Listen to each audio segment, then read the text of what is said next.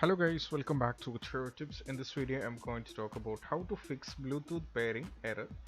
or check the pin and try connecting again Windows on Windows 10, 8 or 7 and how to fix this up. So let's get started, and first thing what you have to do is just have to press Windows and R key all together, so that will take you to the run command, and you have to give regedit and you have to type regedit and you just have to press OK and go for yes, and from here you just have to select H key users,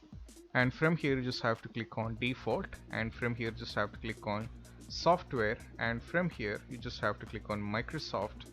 and from here you just have to click on Windows, and from here just have to click on current version, and from here you just have to scroll down and you'll be having Bluetooth folder over here, so you just have to select from there Bluetooth,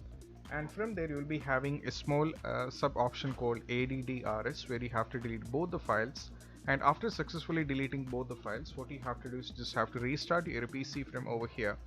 and most probably the issue has to be fixed. And I hope this video is helpful for you guys, and if you find this video helpful, don't forget to subscribe and click on the bell icon for more notifications. See you soon in the next video. Peace out.